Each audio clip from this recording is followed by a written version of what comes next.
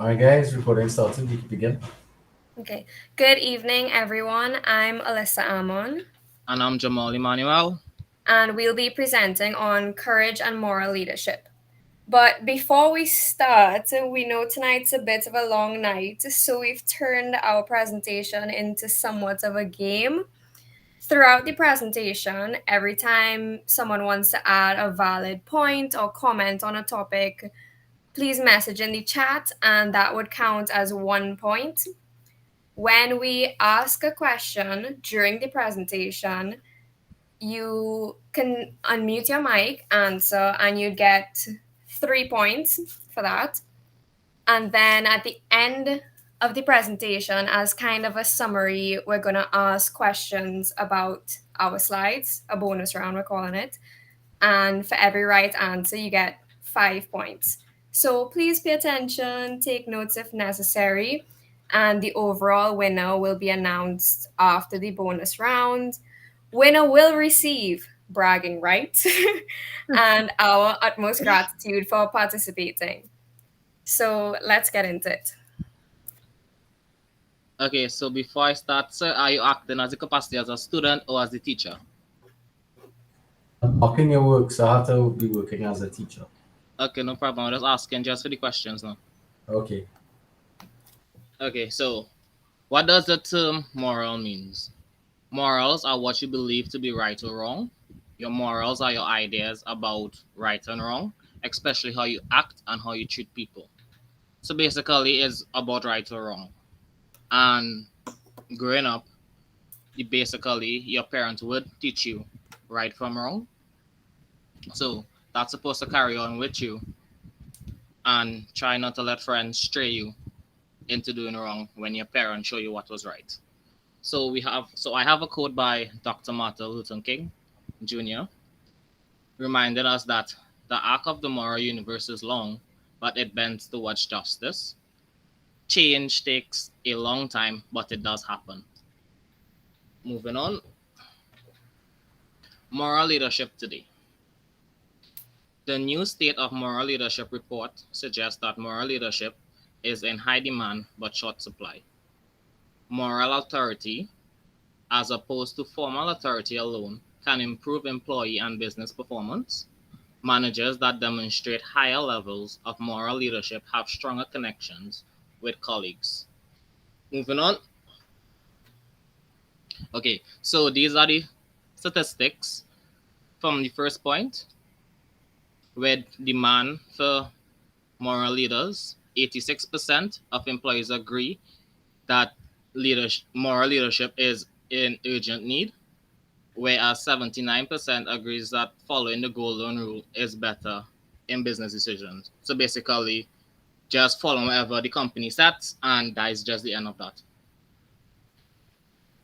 Moral leadership in short supply, 80, 80. 48% employees say CEO will never demonstrate moral leadership, whereas 7% says the manager consistently demonstrate moral leadership, which is really low compared on a global scale. Moving on. Okay, so the impact on the business. 46% employees are willing to take pay cut to work for a moral leader, which suggests that because the leader have moral values, the employees are willing to actually forego the monetary benefit to actually work under somebody that actually shows interest and is willing to make the sacrifice with the employees.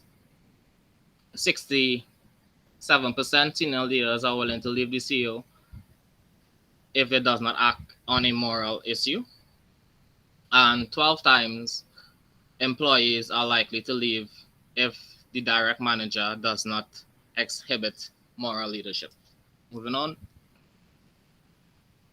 Okay, so from the statistics, anybody have any questions thus far? Everybody good? Yes, no, maybe, probably. No questions yet. Okay, good. Okay, moral authority versus formal authority.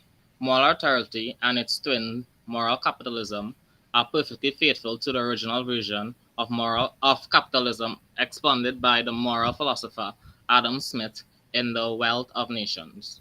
In moral capitalism, you can't create shared value without shared value.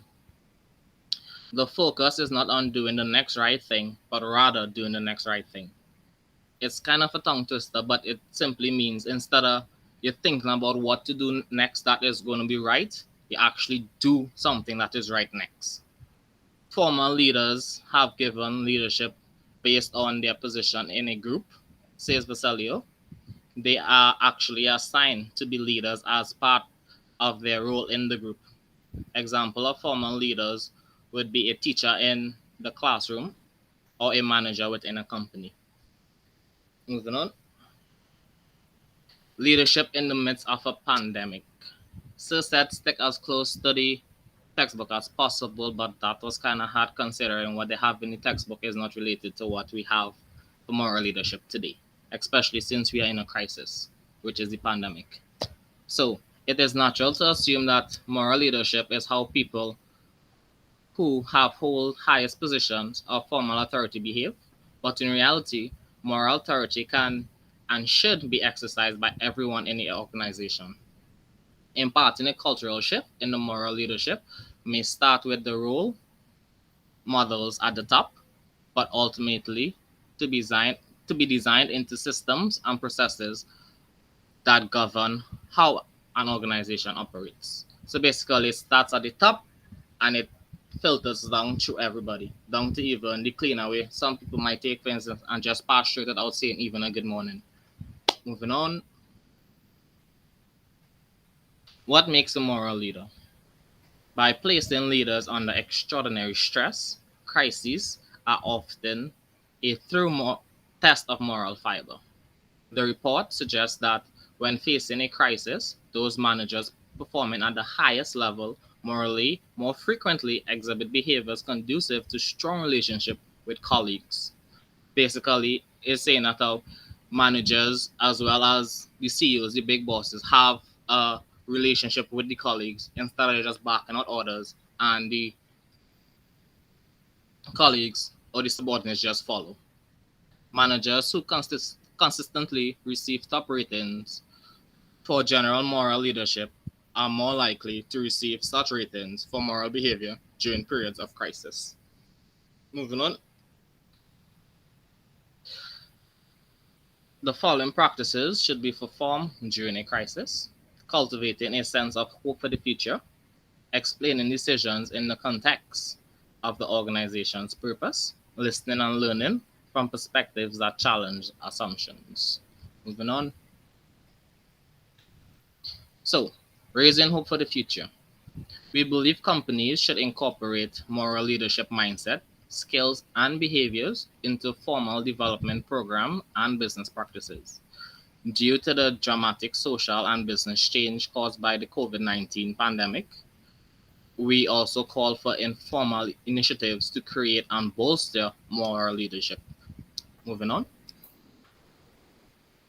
Truths about moral leadership in a crisis. Moral leadership pursues truth and upholds ethical standards. Anyone in an organization must be up to the challenge to hold leaders accountable when they fail to live up to the organization's values. Otherwise, the system and processes that governs the organization cannot be evaluated.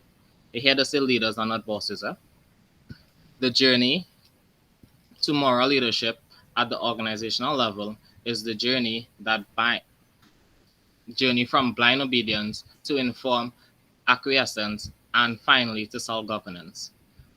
The pandemic and its aftermath have made it crucial to hasten the journey. Everybody got thus far?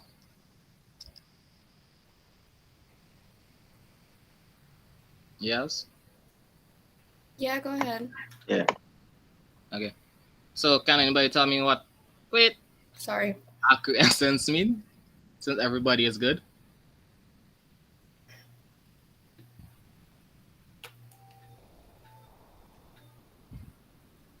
This is the part where we're supposed to be interactive.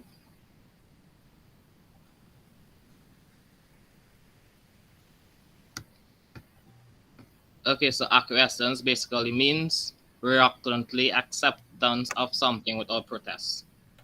So basically, you're saying yes, but you're not too sure, but you're still saying yes. Now I'll hand you over to my colleague, Ms. Anon. Okay, so ethics in business.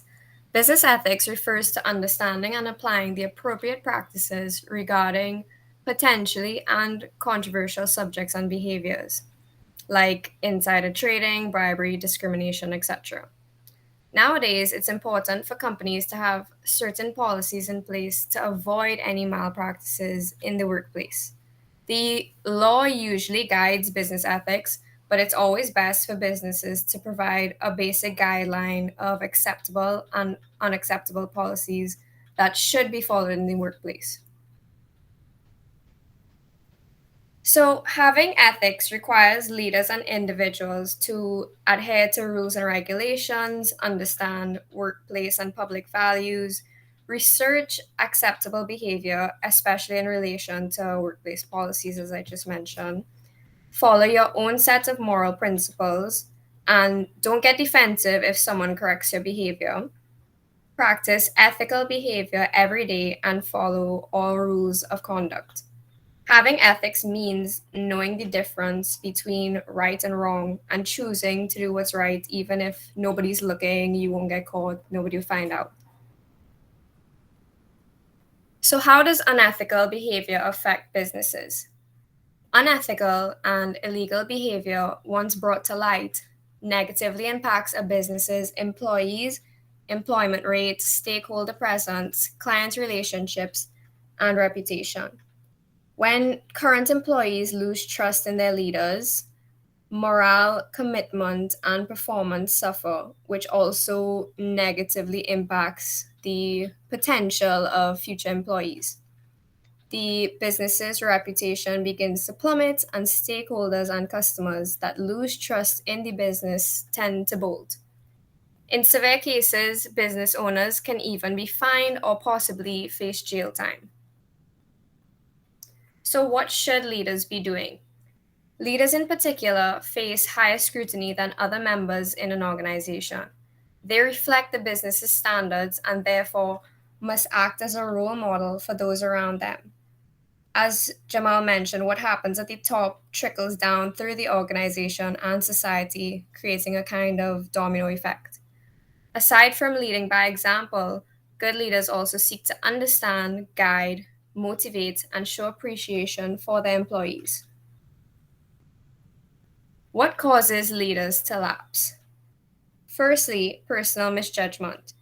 It doesn't matter how much easier something may be or if everyone else is doing it.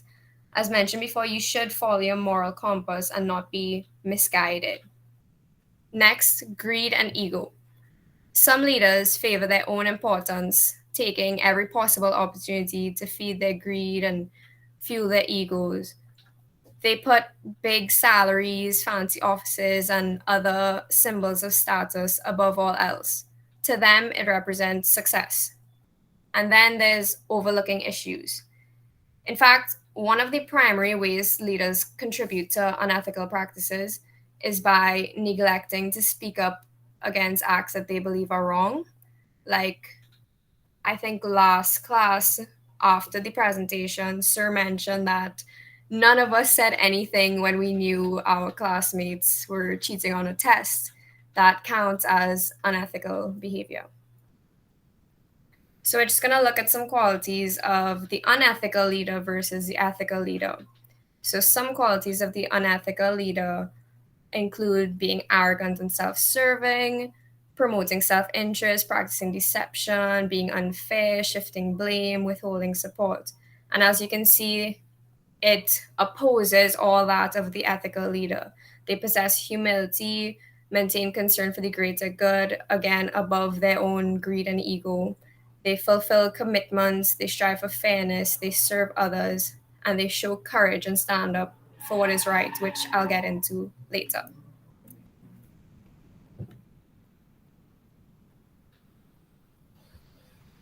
Moral leaders. These are just some example of moral leaders that we had before.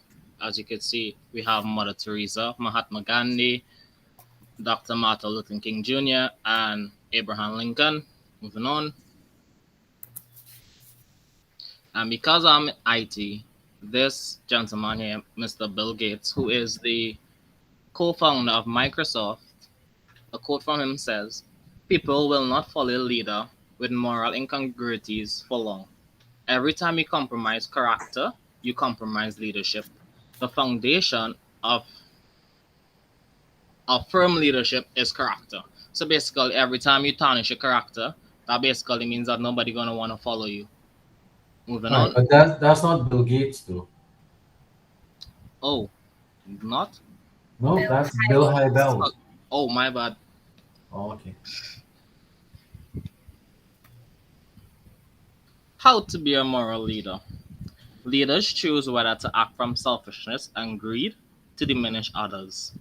They find ways in such to serve, motivate others to develop them to their full potential as both human beings and employees. Moral leadership is about distinguishing right from wrong, seeking the just, the honest, the good, and the right conduct in its practice. Leaders have great influence over others, and moral leadership gives life to others and enhances the life of others, which basically means it's a domino effect.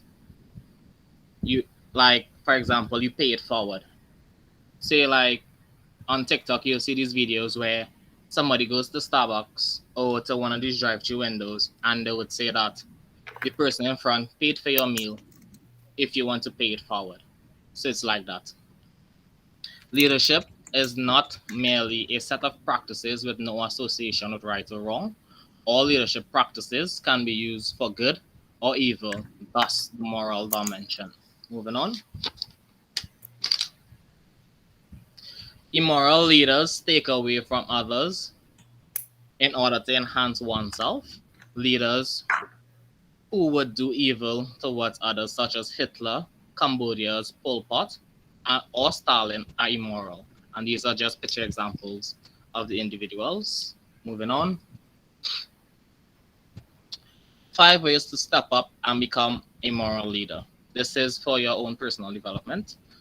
Identify a set of values, manage your ego, consider diverse groups of people and include their views, embrace change, build consensus, and establish unity. Moving on. So, number one, identify a set of values. Moral leaders guide themselves with values and ethics that they develop over time and experience. Some examples include integrity, respect, accountability, community, inclusion, fairness, and service. Moving on. Manage your ego. One of the hardest things for anyone to do is to manage your ego because of self-preservation. Moral leaders have a sense of self and are not threatened by others.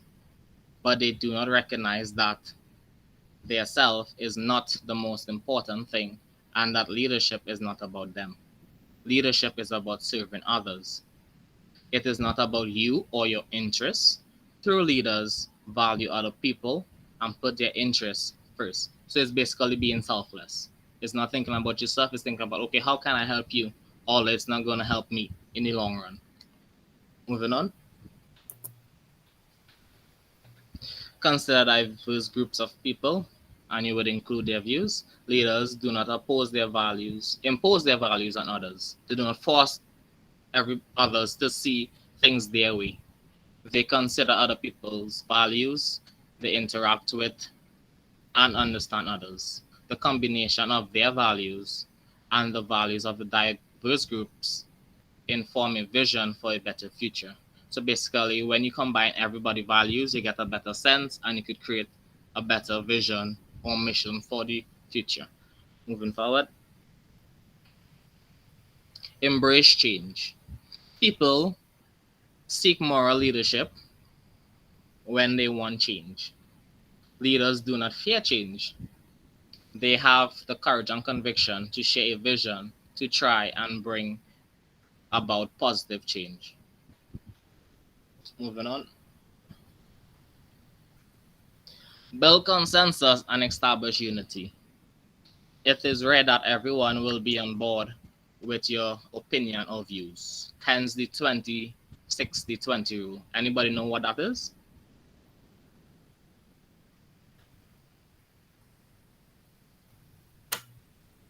No? Okay. It simply means that 20% of people are ready to embrace change, 60% of people are on the fence, and 20% of people will never accept. And now the 20% could be a little bit dangerous because in organizations, there's always the group or the set of persons that no matter what the leaders or the persons in charge do, they always in a corner and for local twang they shoo and they cause bacchanal. A leader listens to people with different views. A leader knows not to try to win over everyone. Leaders also know not to create divisions. Moral leaders do their best to communicate a purpose that can inspire as many people as possible to want to take part in enacting positive change for the greater good. Moral leadership is something everyone can strive for. It can be difficult to attain, but it is worth the challenge for yourself and those around you. Know your values, check your ego at the door, embrace others, be transformative, and seek unity. Take responsibility to build a better world. Moving on. This is just a model, which is the post-conventional, pre-conventional, and conventional. So in level 1, pre-conventional follows the rule and avoids punishment, act in its own interest, blind obedience to authority for its own sake. Conventional lives up to expectations of others, fulfills duties and obligations of social systems, upholds the law. And post-conventional is follow internalized universal principles of justice and right, balances concern for self with concerns for others, and for the common good. Moving on. Now we go to servant leadership. What is a leader moral responsibility towards followers? Is it to limit and control them to meet the needs of the company? Is it to pay them a fair wage?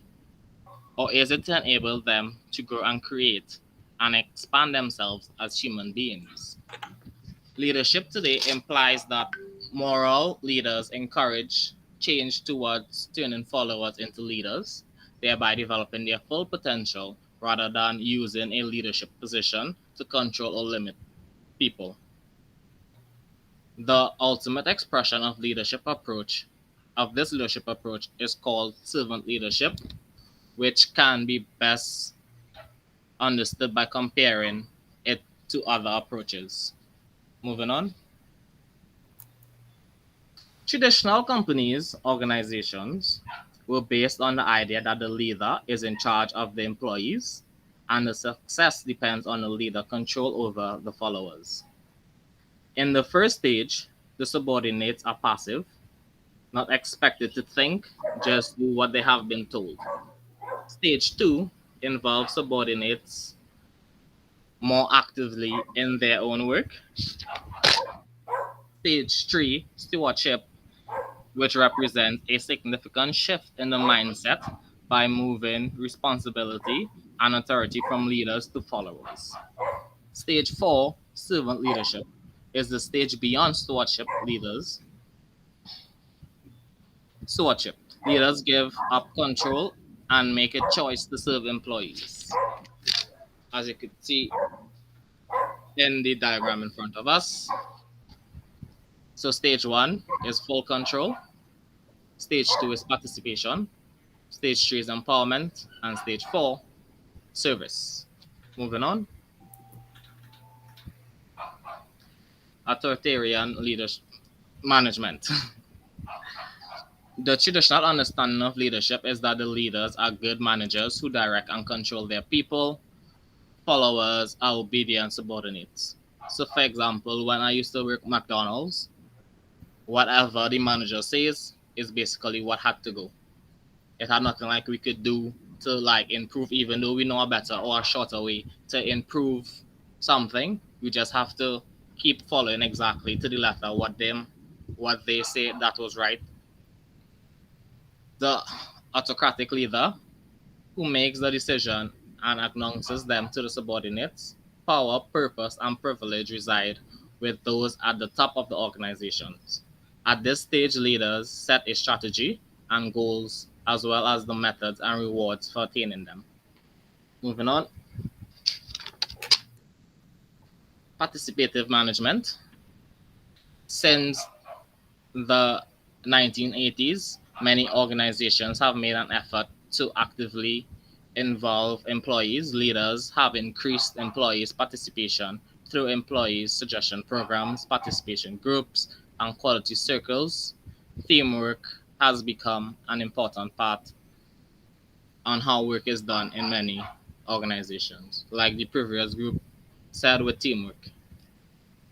An example of this is in a school where they have sports day where the teachers are broken up into different groups, well, houses as they may call it, and everybody participate. Moving on,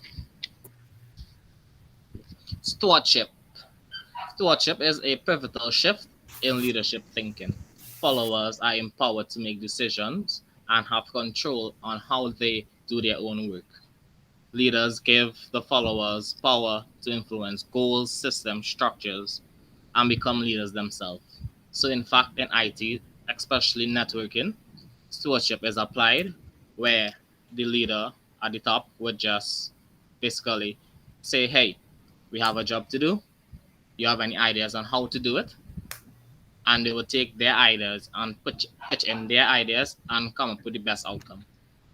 In fact, stewardship has been called an alternative to leadership because the spotlight is on the people actually doing their work, making the product, providing the service, or working directly with the customer. Four principles that provide the framework for stewardship. Moving on. 1. Reorient towards partnership assumption. Partnership can happen only when the power and control shift away from former leaders at the core to core workers. Partners have a right to say no to one another. They are totally honest with one another, neither hiding information nor protecting the others from bad news. In addition, leaders and followers, right? That is basically partners. The leaders and followers come together, are jointly responsible for defining visions, purpose, joint accountability, and outcomes. Moving on. Localize decision and power to the closest to the work and the customer. Decision making power and the authority to act should reside at the point where work gets done. This means reintegrating the managing and the doing of work so that everyone is doing some of the core work of the organization part of the time. Nobody is simply get paid to plan and manage workers. For example, McDonald's, where the employees or what they call crew members will basically do all the work and the manager will legit just sit down in the office and do nothing. Moving on. Recognize and reward the value of labor. Not everybody like rewards. I myself like rewards. The reward system ties everyone's fortune to the success of the enterprise. Stewardship involves redistributing wealth by designing compensation so that the core workers can make significant gains when they have exceptional contribution. Everyone earns his or her pay by delivering real value, and the organization pays everyone as much as possible. Example of this would be if you work in a store and you're working for commission. So basically, how much you sell is how much commission you get. You don't have a limit on it. Moving on. And the fourth one is expect core work teams to build the organizations. Teams of workers who make up the core of the organization or division define goals, maintain controls, create a nurturing environment, and organize and reorganize themselves to respond to the changing environment of the marketplace they serve. Moving on, stewardship leaders can help organizations thrive in today's complex environment because they tap into the energy and the commitment of the followers. Although the ideas have discussed may sound new, an early management thinker, Mary Parker Follett, captured the spirit of stewardship 80 years ago when she described the type of leader who motivated her, which basically is a stewardship person that motivated her. Moving on, servant leadership. Servant leadership takes stewardship assumptions about leaders and followers one step further. Robert Wood Johnson, who built Johnson and Johnson from a small private company into one of the world's greatest corporations, summarized his ideas about management in the expression "to serve." Everybody know Johnson and Johnson because in the pandemic they came out with one of the vaccines, the J&J. Servant leadership was first described by Robert Greenleaf in his book Servant Leadership. There are four basic precepts in Greenleaf's servant leadership model. Moving on. 1. Put service before self interest. Servant leaders make a conscious choice to use their gifts in the change in the cause of change, my bad, and growth of others and for the organization. The desire to help others take precedent over the desire to achieve a formal leadership position to attain power and control over others.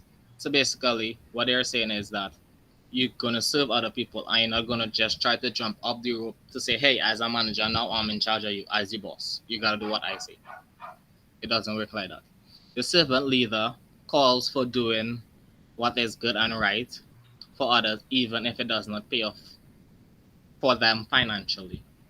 In this view, the organization exists as much to provide meaningful work to the person as the person exists to perform the work of the organization. So basically, it goes hand in hand. I give you work, you're going to perform the work, and I'm going to reward you for it. Moving on. Listen first to affirm others. The servant leader does not have answers. He or she asks questions. One of the servant leader's greatest gifts to others is listening, fully understanding the problem others face and affirming his or her confidence in others. The servant leader tries to figure out the will of the group and then further it however he can. The leader does not impose his or her will on others. By understanding others, the leader can contribute to the best course of action. Moving on. Inspire trust by being trustworthy. Servant leaders build trust by doing what they say they will do, being totally honest with others, giving up control, and focusing on the well-being of others. They share all the information, good and bad, and they make decisions to further the good of the group rather than their own self-interest. In addition, trust grows from trusting others to make their own decisions. Servant leaders gain trust because they give everything away: the power, the control, the rewards, the information, and recognition. Trust allows others to flourish. Moving on. Nourish others and help them become whole. Servant leaders care about followers' spirit as well as their mind and bodies. They believe in the unique potential of each other to have positive impact on the world. Servant leaders help others to find power of the human spirit and accept their responsibilities. So in big companies, not really in Trinidad, but more in the States, the leader or the CEO would say, hey, everybody, we're going on a retreat. So this is an example of serving others and nourishing them. So they may take them to the spa, they may go on vacations, It's all dependent. This requires an openness and willingness to share in the pain and difficulties of others. Being close to people also means leaders make themselves vulnerable to others and are willing to show their own pain and emotion. So basically, in a scenario where your friend comes to you with a problem, but you have to be willing to be open to understand their point of view and to try to help them, even if you might have a past experience where you went through something similar. You could also share that. So in that way, the understanding that okay, I'm not alone. This person went through this as well. Moving on, servant leadership. Servant leadership can mean something as simple as encouraging others in their personal development and helping them to understand a larger purpose in their work. Organizational leaders can act from moral values rather than from greed, selfishness, and fear. Indeed, Greenleaf believed that many people have the capacity to act for servant leadership or to act as servant leaders. He said the greatest enemy to organizations and to society is the fuzzy thinking on the part of good, intelligent, vital people who have the potential to lead but do not lead, or who will choose to follow a non servant. Basically, meaning that you have the potential, but you're not going to do it. Rather, you're going to sit down and say, it is what it is. That basically that kind of attitude. Moving on,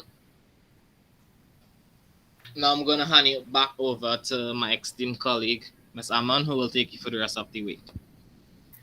Okay, so to define courage, I've pulled two quotes that I think give an accurate depiction. First, I learned that courage was not the absence of fear, but the triumph over it. The brave man is not he who does not feel afraid, but he who conquers that fear. Nelson Mandela. And courage is the main quality of leadership. In my opinion, no matter where it is exercised, usually it implies some risk, especially in new undertakings. Walt Disney. I'm pretty sure all of us know these two famous men, and I hope you all pay a little bit of attention to this because I honestly love these quotes. Leadership courage. Leadership involves taking risks and having the ability to make bold and unpopular decisions. The role requires courage and confidence in the face of adversity. So, what do you think gives leaders the power to be moral or practice ethical behavior? Given the topic, this is a bit of an easy answer. It's the presence of courage, the ability to push their fear aside and practice what is right. True leaders are not hesitant to be their true selves.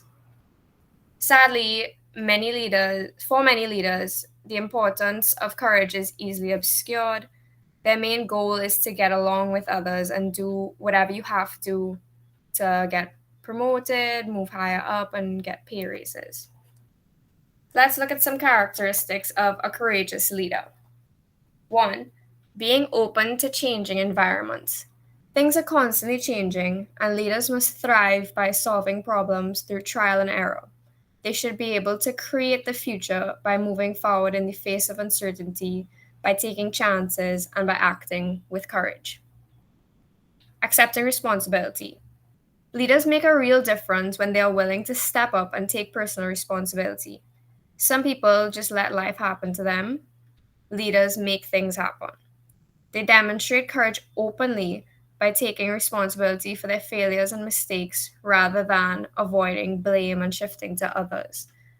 They go into a business and let's say they know some things are being done wrongly, some things are unethical, some things are not moral. Instead of just skating by on it, they stand up and they make a change.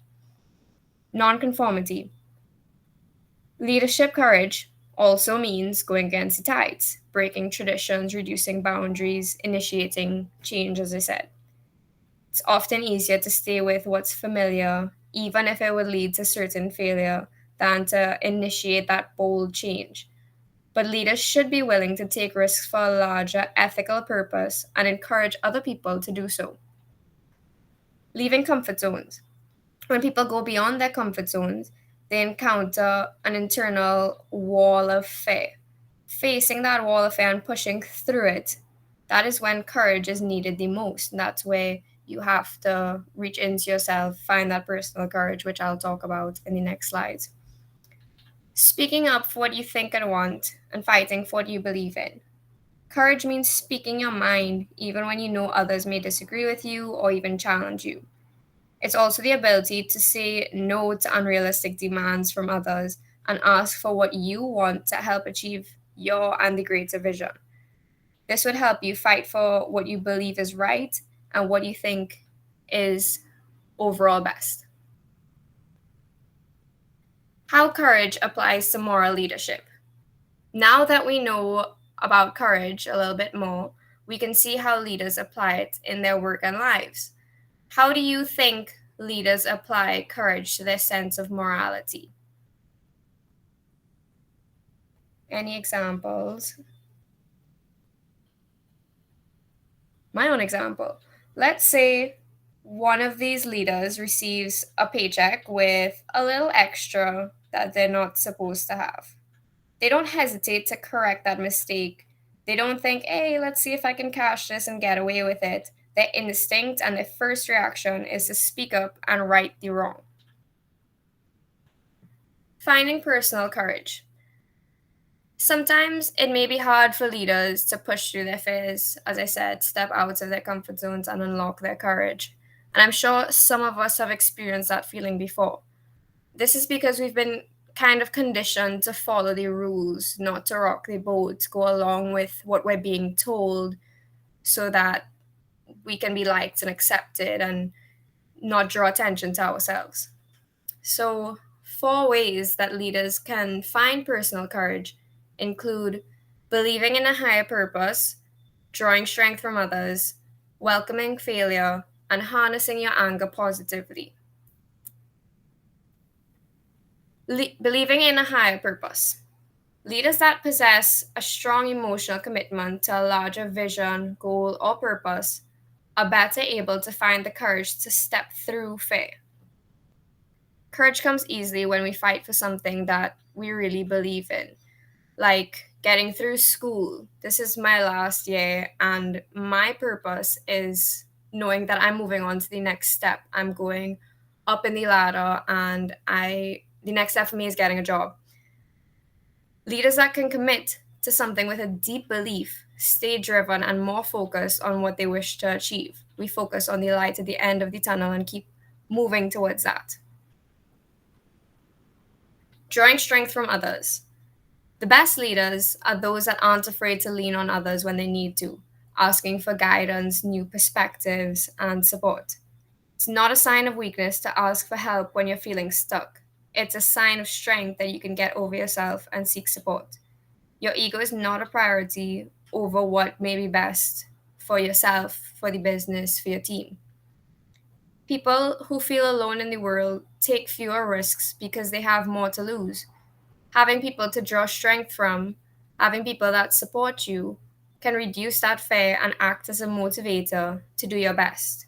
You kind of want to make it up to them. You want to do your best in honor of them sometimes. Welcoming failure.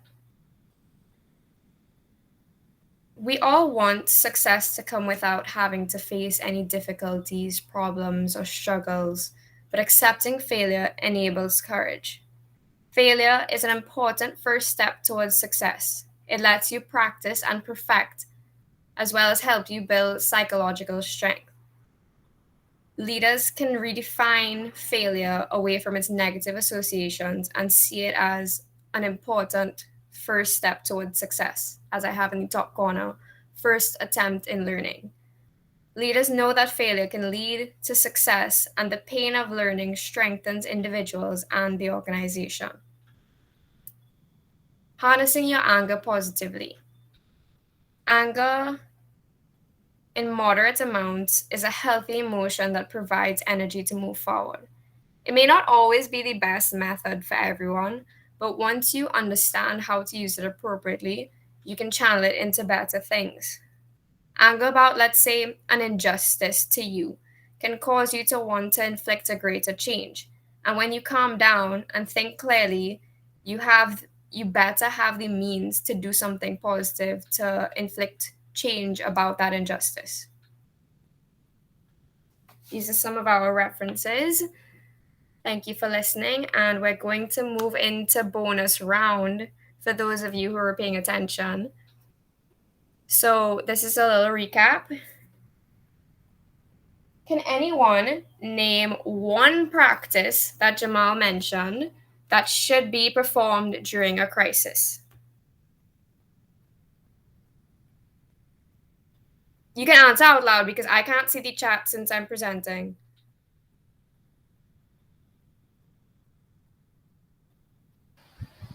That was Christian with a sad face. Oh no. Okay, well, we're gonna have to list all three then, since nobody knows. I will take the 5 points. Jamal, you can take the 5 points. Cultivating a sense of hope for future is the first one. Then there's explaining decisions in the context of the organization's purpose. There's listening and learning from perspectives that challenge assumptions. Next question. Can anyone give one characteristic of an ethical leader and one characteristic of an unethical leader?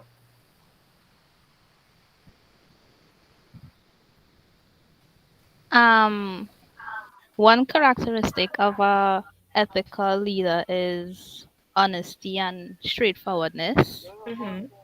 and of an unethical, arrogance, self-serving, and self-serving. Yes, thank you. Who answered that? I can't see. Hi, Shakila. Shakila. Good job. I'm so happy. Okay. Thank you. In the servant leadership slide, which famous company was mentioned?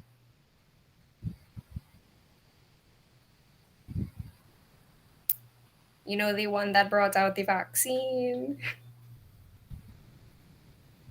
I guess it's Johnson and Johnson. Johnson Johnson. Yes, I heard two answers. Sorry for Shakila was one. not at all. Who was the next person? I was going to say the same thing. Okay, I'm gonna give you 5 points because I'm feeling generous. Okay, thanks.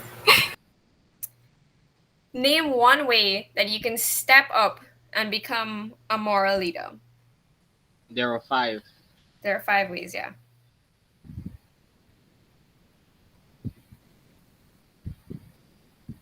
Or just think about it generally if you can name one way to become a moral leader. Embrace change. Yes. Yes, Who's it, that was one of the Christian? points. Yeah. Anybody that? else? Christian. Lovely. There are 4 more. Anybody else? Okay, that's okay. Christian is the sole winner for that one. And lastly, say one way in which leaders can find personal courage. 1 extra point for an example. Just went through the slides. It was the last topic.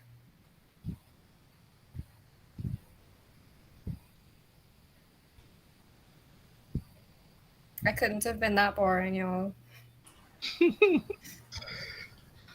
Welcoming failure, harnessing Yes. frustration and anger, believing in a higher purpose, drawing strength from others. Yes. Look at all these things. You're always supposed to be taking notes and just letting you all know. Mm-hmm. So So no bonus points to anybody. You got the points in us, sir. Give me an example and get the bonus mark. You should be finding strength from me right now. All right. Okay, that's all. Thank you, everyone, for listening. Okay, are there any questions that people would like to ask? Okay, no, well then I'll stop the recording for now. How do I stop presenting?